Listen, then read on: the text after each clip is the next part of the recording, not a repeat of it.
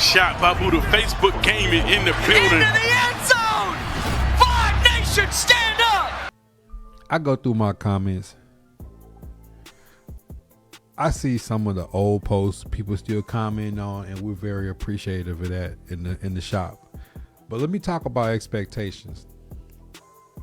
I know the Tennessee Titans the last few years, back-to-back 3-14 seasons, from the Todd Downing Thursday night football game DUI to John Robinson to Rand Carthon to Mike Vrabel to Brian Callahan to Rand Carthon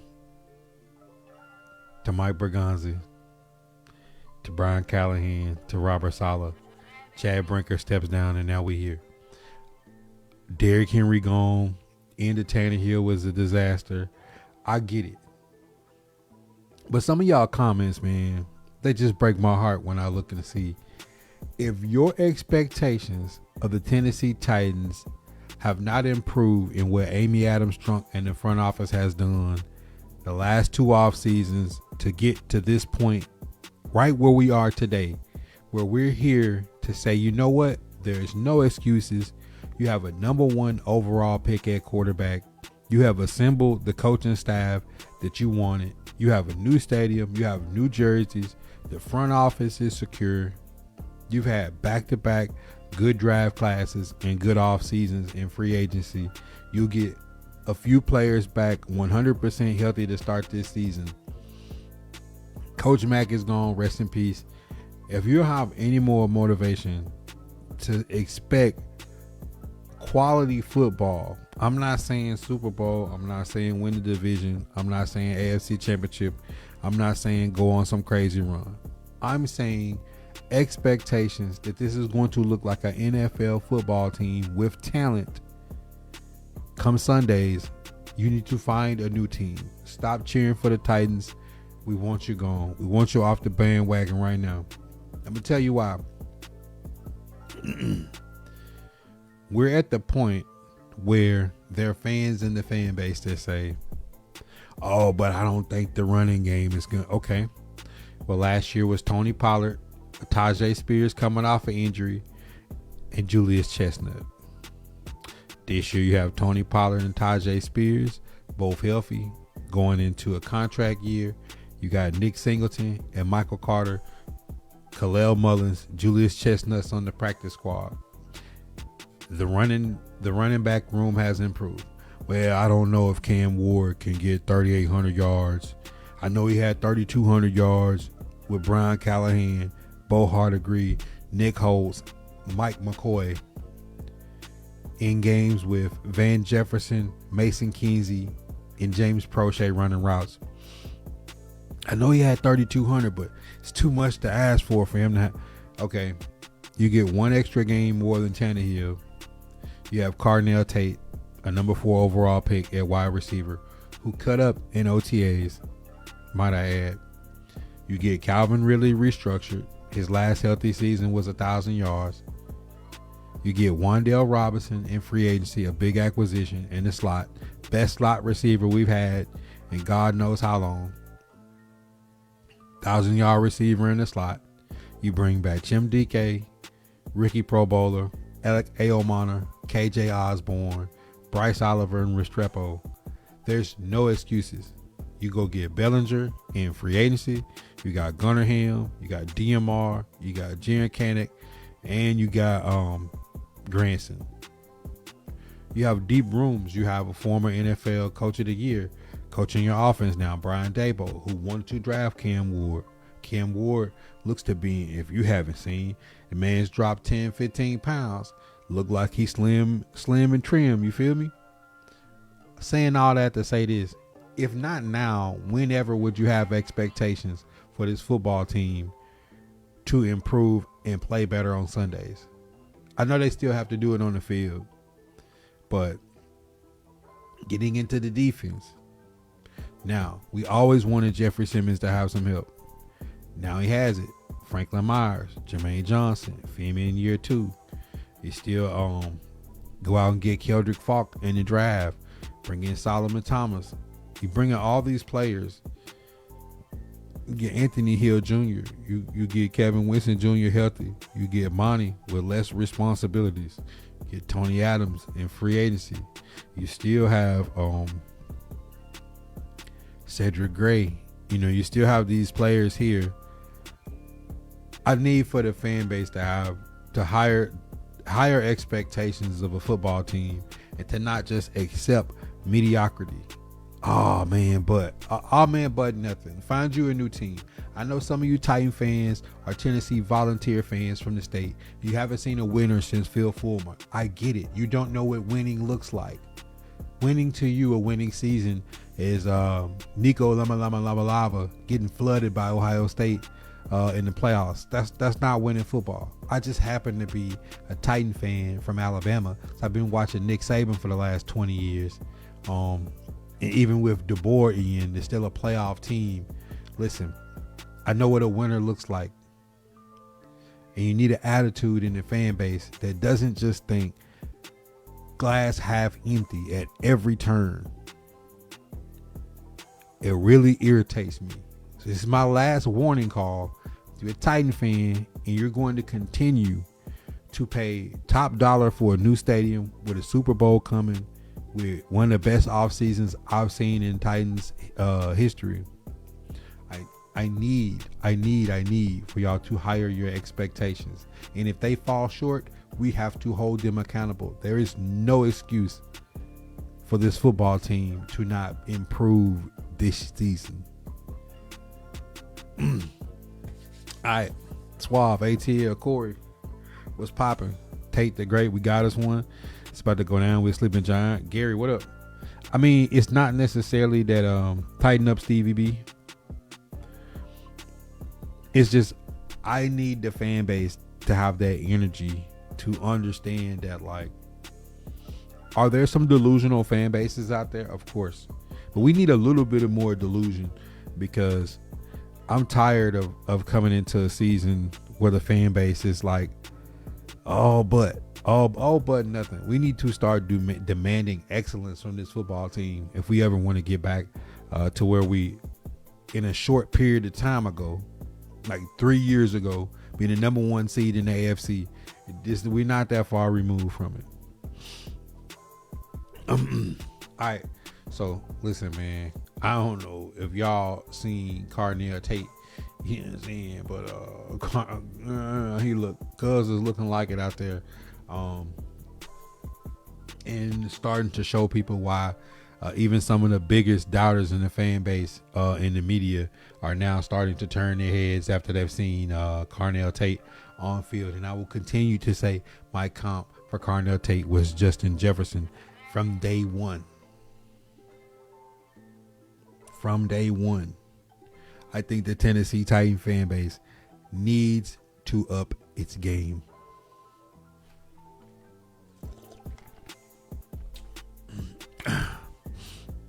All right, now that I got that off my chest, man, y'all got any questions in the shop? I know I ain't been in here in a few days, but definitely was a cool day today to see Carnell Tate have multiple red zone touchdowns in practice. Like I said, when you talk about even the biggest naysayers in the fan base seeing what this kid natural talent looks like, you talk about Carnell Tate and Cam Ward losing the weight, committing to coming in, losing 10 pounds and getting slimmer and trimmer, getting his arm back healthy. I'm excited to see what this offense can do. I think this is going to be a year where the Titan fan base is pleasantly surprised by the product that goes on the field. And for all the people who had so much to say about Amy Adams Trump not being an owner or she should sell the team, you have to give credit where credit is due. It wasn't a lie about the structure of the front office. That Chad Brinker stepped down and they filled that spot a week later, within a week. seeing the new stadium coming, seeing the new jerseys, seeing the commitment to bring back some of the older Titans, seeing that the new sideline crew will have Ben Jones and some other former Titans that'll rotate in and out. I'm excited about the future of the Tennessee Titan franchise and team. And this is just my final call to all those people who truly are not Titans at heart. I mean, just get off the bandwagon. Just leave. Like, we won't notice you. Don't let the door hit you on the way out. I can finally get A.J. Brown with Tate. Hill is a player also making crazy plays early, which we would expect. She definitely stood on business, and it's a lot of people that won't admit that all the dirt that was thrown on her as an owner should be removed. I mean, what has she not done to try and get this franchise turned back around? A lot of people won't give her the credit for making the move to get Vrabel in the first place. And then when it flips around and she assembles what we have now, I think that's a situation where you have a new stadium, you have the Super Bowl coming, you got new jerseys, a lot of money spent in free agency, still have a lot of cap space, and they've assembled some talent in Nashville.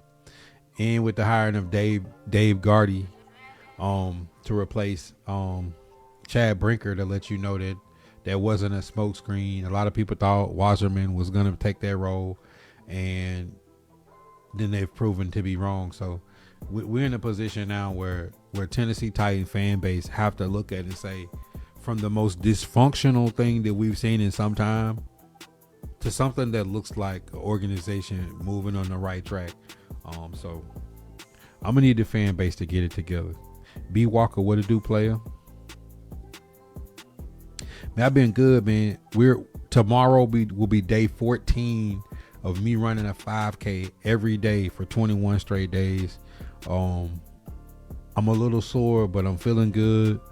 Been trying to make sure I get my rest and stay hydrated. But for sure, at the end of this 21 days, I'm going to turn around and do 21 days of exercise, which is like weightlifting. I'm trying to get it together, man. If y'all want to join me, let me know. I don't know. A lot of people have asked me. Mr. Titan had reached out. Shout out to Mr. Titan about coming to his Mr. Titan Day. I got to get to Nashville one game this fall. I don't know what game it's going to be. I would like to get a date. That way, like, some of y'all, I can meet some of y'all at the game, which would be beyond dope. But for sure, man, I was supposed to record with Impulse this week, but he had something come up. So that's why I didn't go live Sunday or Monday, because I was thinking it was going to do that. But then, once it get to going, those last 2 days, Tuesday and Wednesday, was on Unk. So I said today I definitely got to pop out. Once I seen Carnell Tate with the one-handed catches and the 2 touchdowns in the red zone, and I look down at my comments and see people saying like it's some people in the fan base. The Titans could improve at every position across the board, and they would still find something to complain about. And the only thing now that they have to talk about is the offensive line. And I just want to implore people, go back and look at the Titans post bye week fumbles from Cam Ward. Look at post bye week protection for Cam Ward and sacks that were on the O-line. Go back and look at post bye run game statistics. We're talking about yards per carry, talking about yards per game. Look at the difference night and day from first half of the season under the Callahan era to the second half of the season when Mike McCoy and Luke Stalker and the boys got everything back together with injuries. with people out, with rotating stock at pretty much every position across the board. You got to know that those players are going to build off that momentum with the new staff and the new added talent and put something together that's going to be a much better product on the field this year. And I think the things that people are worried about, I think pretty quickly they're going to find out that this new regime has a better direction for this football team. Because you go back and think about Bronco game, the screen pass and the decisions before halftime. You think about the penalties. You think about J.C. Latham going out. You think about the Rams implosion in the fourth quarter. Same with the Texans. It was a 6-0 game in the fourth quarter. You think about the Colts playing musical chairs at safety and nickelback. And as soon as Femi went out, teams just ran directly at the edges. Pretty much like the next 2 months of football. So understanding what we're looking at, that I really feel like this is going to be a better product on the field. And this is me being unbiased. We're going to have a ball, I'll assure you, for sure. He said October. Oh, for sure, Corey. Definitely going to let you know. Can't find the good highlights. You got to know which reporters to follow that's going to put the highlights out there. All the reporters ain't going to put it out there. KD, what's popping, my boy? What them Vikings looking like in the offseason? But yeah, I know the right people to follow if you want to catch some of these highlights from Carnell Tate.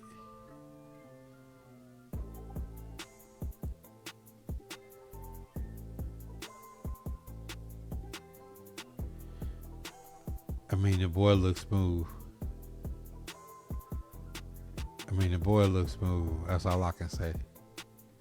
And I think addition to this team offensively, I think Wandale mixed with Tate, Ridley, DK, Aomar, I think them first five is gonna be nice. I think it's gonna be a big jump in the offense.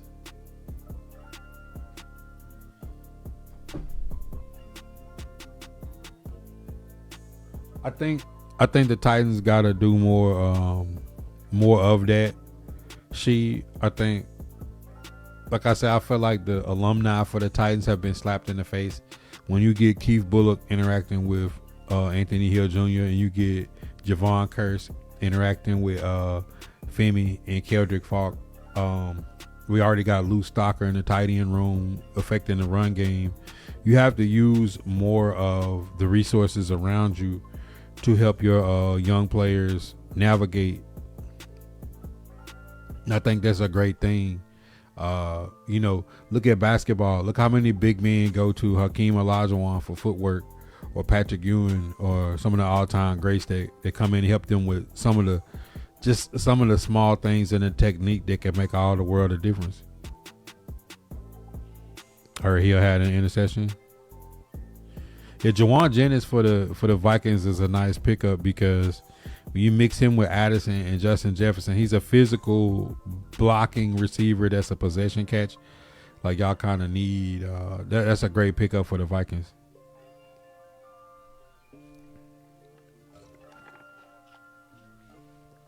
Keep the questions coming. I love it. Not a lot has happened in this offseason. And I didn't want to just go on live like trying to make up stories and regurgitate things just for content when it comes to the Titans. But I definitely have missed it the last 3 days not being live. But today when I seen Carnell Tate with the one-handed catch and the 2 touchdowns in the red zone, and this is something that the Titans haven't had in a while, is people that can score. So when I was looking at offseason, I was thinking about the draft. I'm like, we need people who can score. And when you add in Carnell Tate and Wandale and Nick Singleton, you add in guys that can score. I'm I don't know how many times I said it and how many times I'm going to say it. The Tennessee Titans cannot be this team that has 16 points per game. We've looked at the schedule. We know how the schedule looks. Titans going to have to be able to score points. If they score points, I feel like that defense is going to be able to get really active with that front. And you're going to be able to finally be a team that can score points and put teams in positions where they have to make mistakes to the point that we can be opportunistic on defense. Like, can y'all imagine if the Tennessee Titans defense is scoring points? We already know what the special teams have coming back with Bones Fossil, so I think that's a dynamic of the game we haven't been able to see in Nashville for a while. And then I was talking about when the Titans got the pick six on Brady at the end of that game. Just to think about how long has it been since the Tennessee Titans defense has played with the lead, able to blitz and cover, strip sack fumbles for touchdown, pick sixes. Like, we haven't seen defensive score. I know Cody Barton had one last year against the Chargers, but it hasn't been many games where the Titans have got a double-digit lead in the last few years to just let the defense pin their ears back. Can you imagine Jeffrey Simmons, John Franklin Myers, Jermaine Johnson, Keldrick Falk-Femi, if the Titans have a 2-touchdown lead and they could just pin their ears back on one of these QBs? Like, we haven't had that in so long that I hope that we get to see the Tennessee Titans be able to play fast and free this year.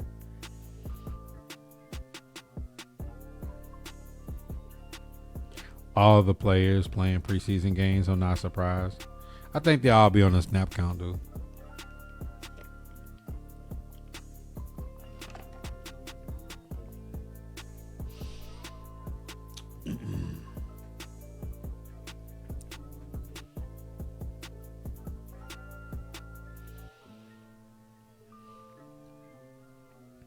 Man, let me just look at this one more time, man. Shout out to Jim Wyatt. But look at this. Man's just out there snatching the ball out the air.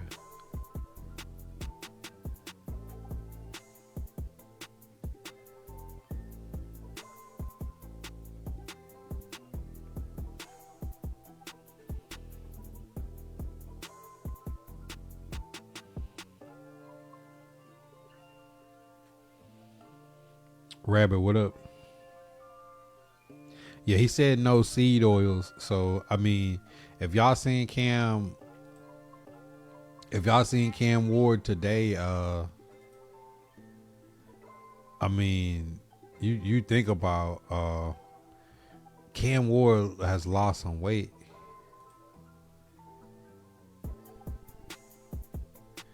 I don't know if y'all got to see it, but a lot today. Like, how I mean, look at this. Like, Cam Ward looks, he don't got that chubby in the face. He didn't drop 10 pounds. He got a little bit more muscle on his frame. Like, this could be dangerous. Cam Ward, like, a little bit more athletic. He already got the arm talent and, like, the kind of escapability. Like, if he's a little bit faster, that could be dangerous for Cam. I'm glad he took it serious, but I knew with Robert Saleh coming in that nutrition, body type, I know that he would get them correct. What battles do I want to see? Honestly, I want to see a little bit more competition. Backup defensive back, the wide receiver room. Obviously, if you heard Peter Skoronski today, he talked highly of Austin Slotman.